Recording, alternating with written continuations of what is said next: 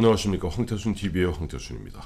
오늘도 파이터치 연구원 나정주 박사, 나정주 원장 모시고 도표로 보는, 그림으로 보는 한국 경제의 참 초라한 실태 한번 짚어보겠습니다. 안녕하세요. 안녕하십니까. 요즘 유튜브 잘 돼요? 뭐 조금씩 늘고 있습니다. 축하드립니다. 예. 오늘은 이제 재정 준칙에 따르면 네. 부산 서울시장 위험하다. 즉 이번에 서울시와 이제 부산시 네. 내년 4월 7일이죠. 네. 거기에 보궐선거 있습니다. 네. 근데 서울시장과 부산시장 재정 준칙에 따르면 이제 문재인 정부가 어렵다는 얘기죠. 아니죠. 아니 어디가 이제 야당이 위험하다. 야당이 예. 그렇구나. 왜냐면- 이 제목을 이렇게 놓으니까 문재인 대통령 얼굴에 시장 위험하니 그러니까 재정 준칙을 갖다 고집할 수밖에 없겠네 그러면. 그러니까 이번에 재정 준칙을 만들면서 네네. 결과적으로 이제 말씀드리겠지만 이 정부가 네. 돈을 마구 써도 되는 어떤 그 면죄부를 줬습니다. 네네. 그렇게 되면 지난번에 중앙선관위의 사무총장인가요? 네네. 얘기했지 않습니까? 예, 영향을 주었다. 예, 긴급 재난지원금이 선거 직전에 준 것이 네. 영향을 줬다 선거에. 네네.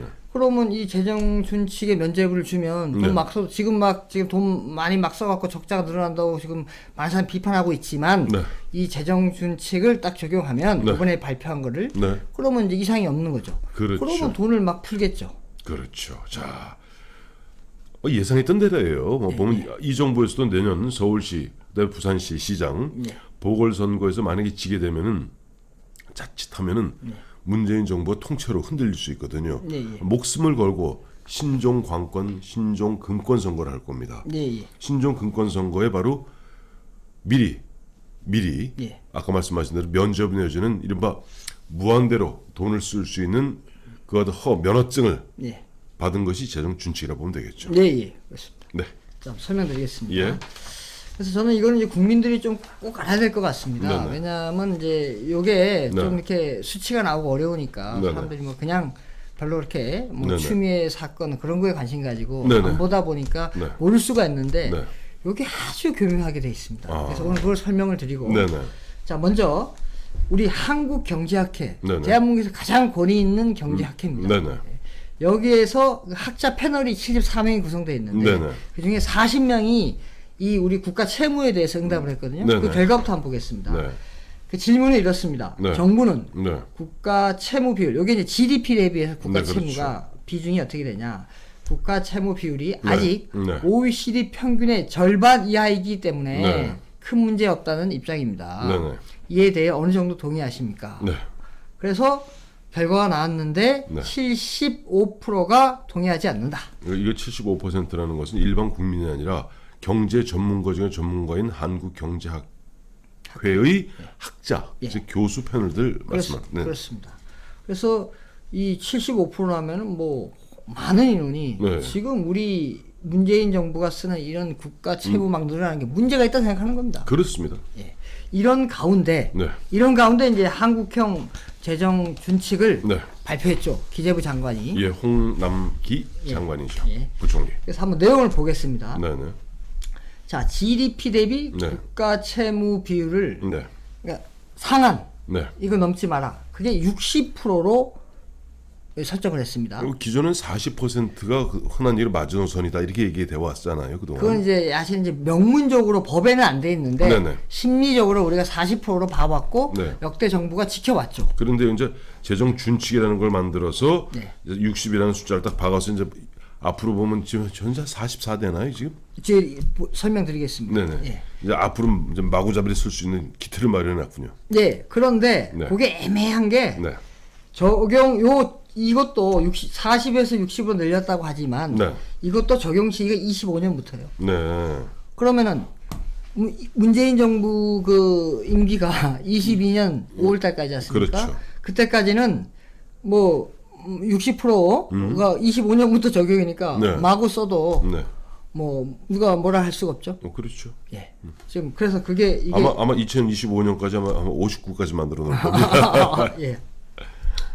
그다음에 요게 또 잘 모르시는 게 있는데 GDP 대비 네네. 통합 재정 수지. 네네. 통합 재정 수지라면 총 수입에서 네.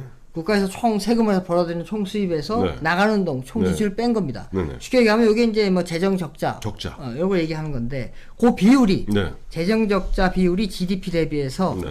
마이너스 3%를 더 내려가면 안 된다. 그걸 정한 겁니다. 네. 마이너스 3%. 이 수치도 잘 봐주시고 이따가 뒤에 네네. 실제 우리가 어느 정도 되는지 또 네. 오늘 올해 어떻게 예상되는지 한번 네네. 설명드리겠습니다.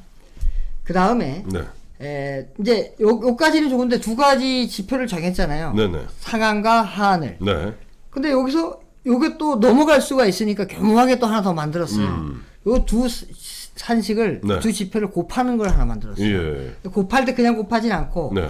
위에 GDP 대비 국가 채무 비율을 네. 아까 상한이 60%는 60% 나눠줍니다. 예. 그 다음에 GDP 대비 통합 재정 수지를 네네. 올 하한이 마이너스 3%지 그걸 네. 또 나눠줍니다. 네네. 그걸 이제 곱하는 게 되는데 네. 요게 1을 넘지 못하도록 되어 있습니다. 이게 무슨 의미냐면 이게 어려울 수가 있습니다. 어렵네요. 자 보십시오.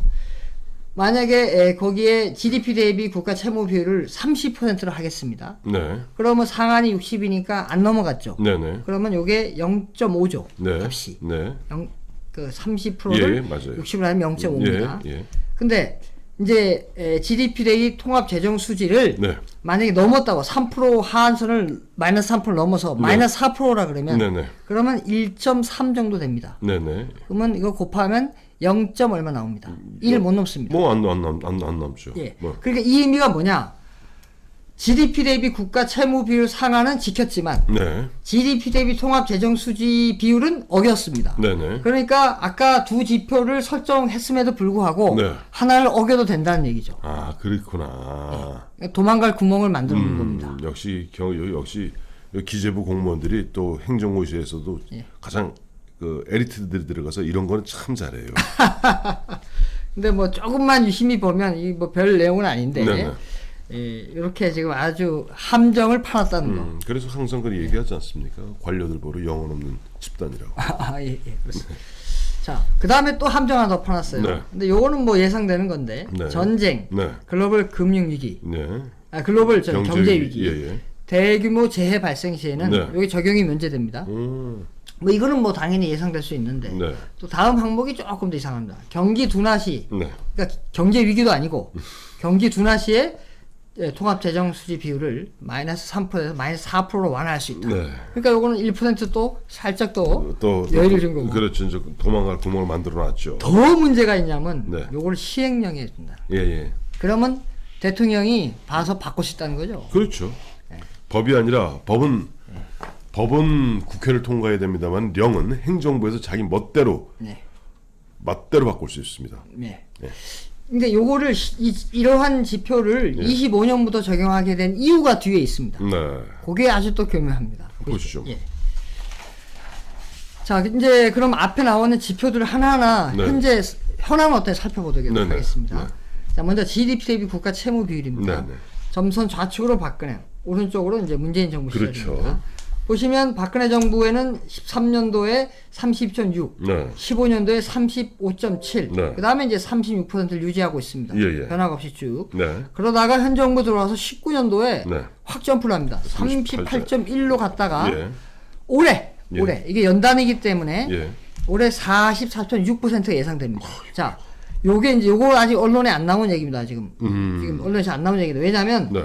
IMF에서 따끈따끈하게 GDP 그 예상 우리나라 수치를 10월 달에 발표했습니다. 10월 9일. 그러니까 아주 최근 GDP를 가지고 제가 적용해서 이 국가 채무는 기획재정부에서 예상한 거고 그거를 이제 딱 해보니까 44.6%가 예상됩니다. GDP 대비 국가 채무 비율. 네. 자, 이거는 아까 상한이 이제 60%라 그랬지 않습니까? 그렇죠. 그럼 이제 문재인 정부 시절까지는 이제 아주 뭐 59까지 아주 그냥 마음대로 끌어가는 마음대로 대로. 이제 써도 네. 뭐 큰 문제는 없습니다. 자, 그게 됐고 다음을 보시면 네. GDP 대비 통합 재정 수지 비율입니다. 네. 이제 요거 보면 이제 재정 적자, GDP 적자죠. 대비해서 예. 재정 적자를 예. 이제 어느 정도까지 용인할 것인가 뭐 네. 그런 비율이 되는데 네. 보시면은 박근혜 정부 때 13년도에는 0.9, 예. 그다음에 14년도에 0.5, 예. 그다음에 0%, 1, 그다음에 1.3 네네. 이래 가다가 네. 문재인 정부 들어 19년도 마이너스 드디어 들어서 예. 마이너스 0.6, 그 다음에 20년도에는 예. 마이너스 3.7로 예상되는데 네. 요게 네. 통합재정수지가 지금 기획재정부 나와 있는 게 8월 달까지 나와 있습니다. 예, 예. 그래서 요게 통합재정수지는 월간 이게 누적됩니다. 네네. 그래서 8월 누적 기준으로 볼 때 마이너스 3.7이니까 네네. 요게 연말 되면 더 늘어날 수 있죠. 그렇겠네요. 근데 제가 아까 있지 않습니다. 이걸 왜 25년부터 아까 그 재정준칙을 적용하냐? 바로 이런 것 때문입니다. 지금 올해부터 적용하면 넘어가잖아요. 그렇죠. 넘어가네. 넘어가요. 마이너스 3. 예. 근데 경기 둔화했다면 되지. 4까지 할 수 있다며. 아니 뭐 그럴 수는 있지만 하여튼 뭐 그러니까 지금 핑계를 이제 코로나 예. 때문에 뭐 이렇게 예, 얘기를 예. 하는데 근데 내년에는 회복되는데 그러면 왜 내년은 적용 안 하고?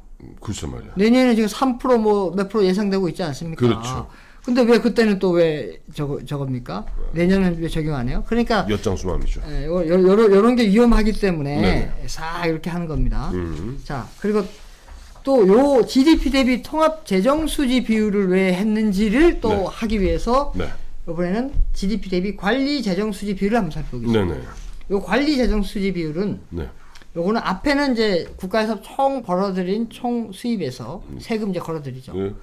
근데 이때 걸어들이는 게 뭐가 있냐면 4대 보험도 같이 걸어들여요. 네네. 여기까지 포함되어 있는 겁니다. 그럼 4대 보험을 빼고 뺀 그 총 수입에서 총 지출 그게 실질적인 사실은 우리 재정 뭐 수지가 되겠죠. 네, 그러니까 관리 재정 수지라는 것은 그 4대 보험을 빼기 때문에 예, 실질적인 나라 살림 지표입니다. 네네. 예.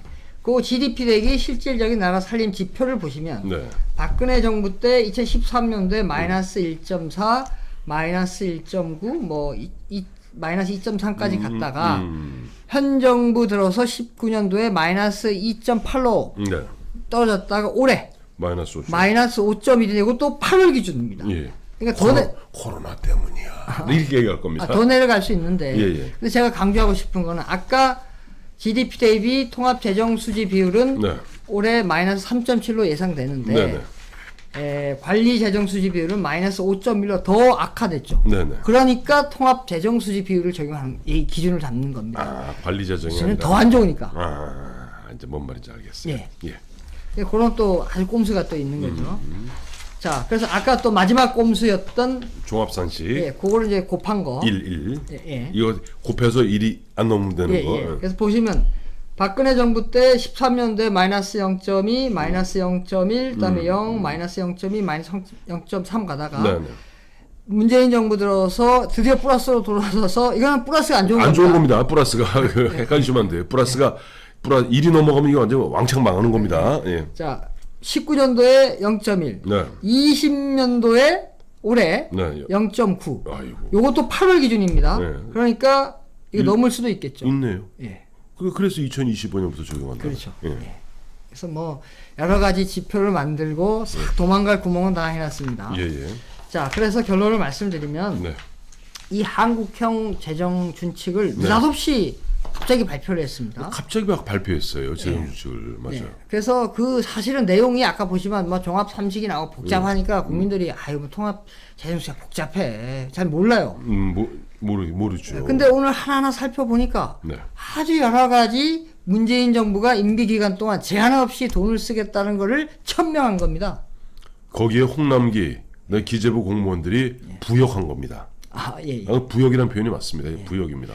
왜냐하면 이런 경우는 나중에 홍남기 부총리를 비롯한 여기에 관여되었던 그 공무원들은 나중에 보면 처벌해야 돼요. 네. 그래서 이제 아까도 서두에 말씀드렸지만 이렇게 되게 되면은 선거 전에 부산시장, 서울시장 또는 이제 대선까지도 선거 전에 돈 막 써도 문제 없는 쓰겠죠. 합법적인 안에서. 그러니까 이번에 재미 봤잖아. 이번에 아까도 말씀하셨습니다만 4.15 이번에 선거 때 사실상 그 신종 12조 그때 썼던가요, 우리? 긴급재난지원금 12조. 정확히 12.1조. 네, 그러니까 11조 원을 갖다 퍼부은 겁니다. 12조. 대략 12조 원을 갖다가 때려 부어서 매표한 거예요. 그리고 그 효과가 기가 막히거든. 또 우리 국민들도 참 어루만 사람들이지. 예전에 우리 아버지 할아버지 때는 그래도 막걸리는 얻어는 먹고 표는 따로 찍었는데 우리는 돈 받으면 거기다 갖다 찍어. 그러니까 국민이 개 돼지라는 소리를 듣는 겁니다. 그리고 이미 국민이 개 돼지임을 갖다 확인한 이 집권 세력들은 아마 내년 보궐선거 앞서 말씀하신 대로 2022년에 선거가 2개 있잖아요. 네. 대선 있고 지방선거 있습니다. 네. 어마어마하게 쓸 겁니다. 네. 예. 59 만들어 놓을 겁니다. 예. 그렇죠. 걱정입니다. 네. 그래서 국민이 정신을 차려야 됩니다. 네. 근데 아까 말씀하신 대로 대한민국에서 가장 머리 좋다는 공무원들, 네. 이 모여있는 기재부 공무원들이 정말 권력의 구미에 맞게 네. 희한한 산식을 만들어서 이런 식으로 부역하는데 사실 야당이 이런 걸 잘 몰라요. 야당이 이런 부분을 갖고 좀 문제를 짚고 그다음에 흔한 얘기로 때로는 가두 시위도 해야 됩니다. 네. 근데 그냥 얌전하게 앉아갖고 그저 맨날 와인잔이나 기울이고 있으니 국민들이 점점 야당 같지 않다는 박바령 전 국회의장이 네. 김종인 어제 비대위원장한테 야당이 야당답지 못하다라고 직공을 퍼붓지 않았습니까? 그렇죠. 뭐 그런 것들이 바로 이런 부분들을 사실 이거는 아까 뭐 추미애 이런 얘기는 좀 같은 이야기고 이게 네. 뭐 부실험 같은 얘기 이거는 허리뼈가 부러진 이야기입니다. 네, 그렇죠. 안타깝습니다. 네.